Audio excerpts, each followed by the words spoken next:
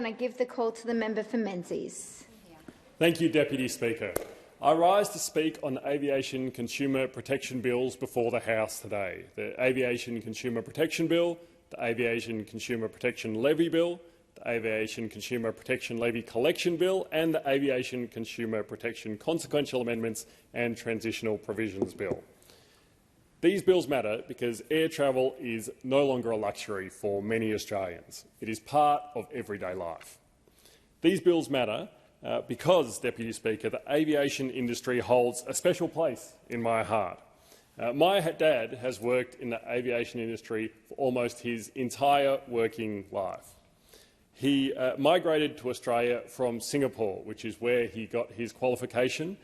He was conscripted into the Air Force and learned his trade there, studied in London and then came to Australia in his mid-20s, where he became qualified as a LAME, a licensed aircraft maintenance engineer. He worked first for Ansett and then for Virgin Australia.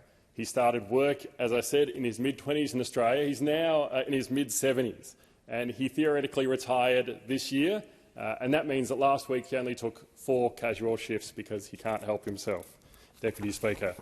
Now, families in my electorate of Menzies, like my dad, like my wife, travel to see loved ones across Australia and across the world. This is an electorate where almost 45% of residents were born overseas, in communities across Box Hill, and Doncaster, and Blackburn, Templestowe, Mont Albert and Warrandyte and Park Orchards. International travel is not an occasional luxury. It is how families stay connected across generations and continents. People travel to visit parents and grandparents overseas. Workers travel to keep businesses and industries running. Students travel for university placements, study opportunities and new careers. And in an electorate as culturally diverse as Menzies, where the largest overseas-born communities include people with heritage from China and Malaysia, India and Hong Kong, Iran and Italy and Greece, aviation is deeply connected to family, culture and community life. That means that when the aviation system fails, the consequences are very real for people. Families lose money, workers miss shifts, businesses lose incomes, parents are stranded with children at the airport, people miss weddings and graduations and time with loved ones that many will never get back. Australians understand, of course, that the weather can upset plans, and they understand that aircraft can be subject to technical faults, that this can cause delays, and that safety must always come first.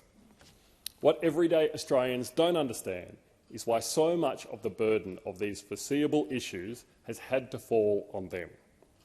When flights are cancelled without clear communication, when refunds take months, when people spend hours on hold trying to speak to someone to resolve their issues, when they're stranded in an unfamiliar city and need to reach into their own pockets, when responsibility gets pushed from one place to another.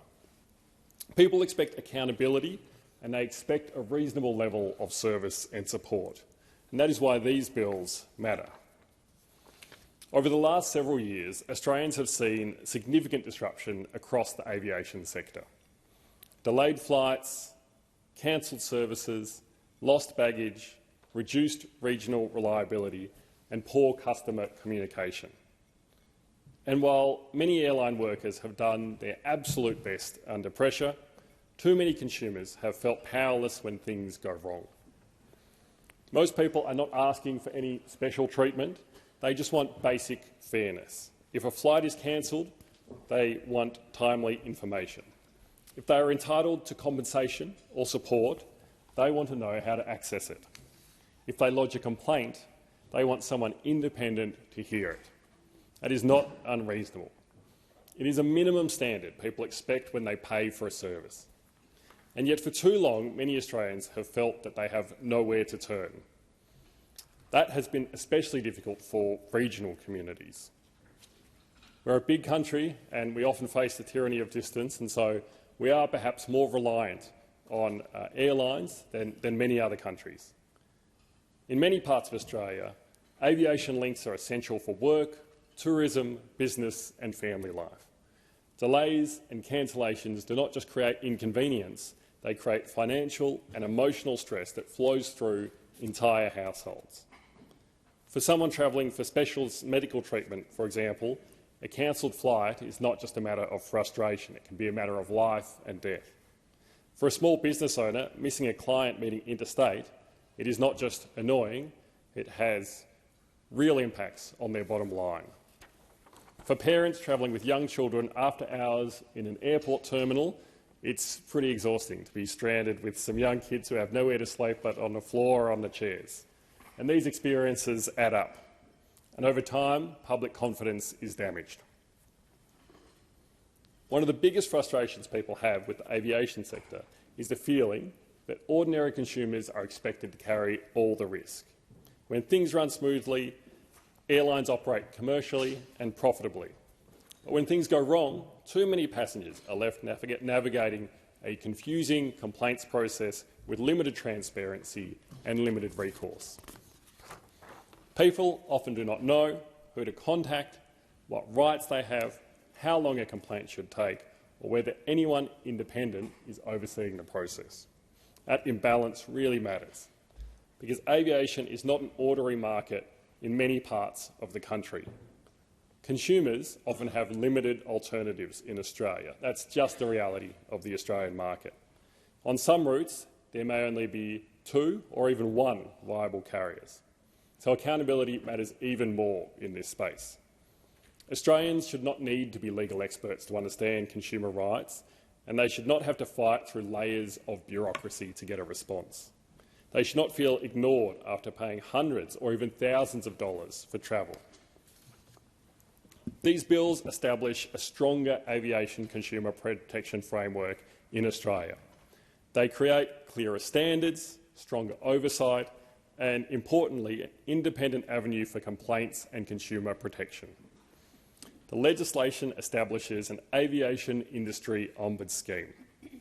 That is the most important part, because independent complaints handling gives consumers confidence that somebody is listening to them as problems arise.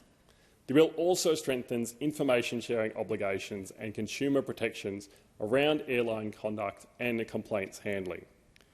This is about practical outcomes. It's about making sure Australians are treated fairly when they engage with airlines and aviation service providers, not after months of confusion or endless emails and call waiting times, but at the point where the problem occurs.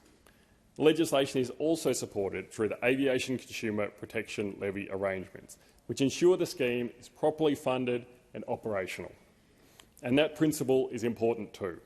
Strong consumer protection systems cannot exist on paper alone. They need resources, oversight and enforcement capacity. Good consumer protection is not anti-business. In fact, strong consumer protections support confidence in the markets. People are more likely to engage with industries they trust, and trust matters enormously in aviation. Australians hand over significant amounts of money to airlines and place enormous trust in them every single day. Trust that they'll arrive safely, trust that they'll arrive on time, and trust that if something goes wrong, they'll be treated fairly.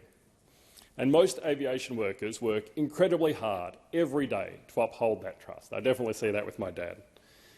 I understand the responsibility carried by people behind the scenes who keep planes operating safely and reliably.